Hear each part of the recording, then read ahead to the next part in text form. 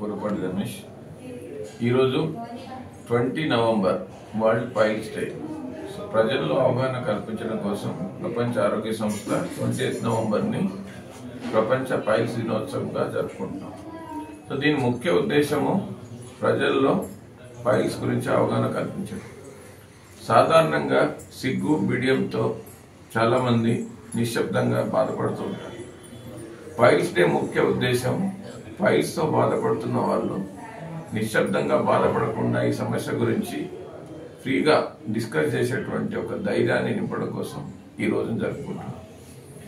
ఇందులో భాగంగా పైల్స్కు ప్రత్యేకమైన హాస్పిటల్ లేదు. చాలామంది మైండ్లో ఏంటంటే పైల్స్ సమస్యకు ఎక్కడ చూపించుకోవాలి అనే ప్రశ్నకు సమాధానం లేదు. కాబట్టి పైల్స్కు ప్రత్యేక హాస్పిటల్ ముక్తి లేజర్ పైల్స్ క్లినిక్ ఈరోజు ప్రారంభోత్సవం చేయడం జరిగింది.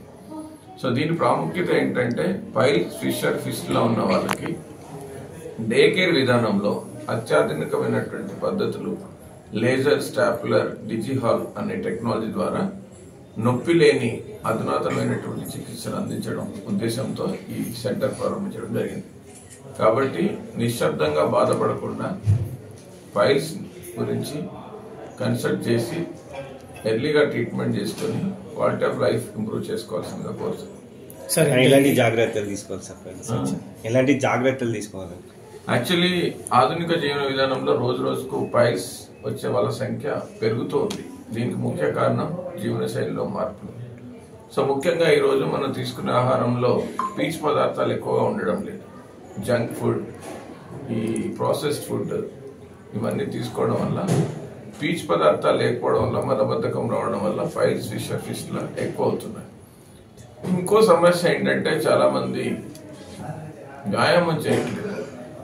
ఎక్సర్సైజ్ చేయకపోవడం వల్ల పేగుల కదలికలు తగ్గడం వల్ల కూడా మలబద్ధకం అవుతుంది.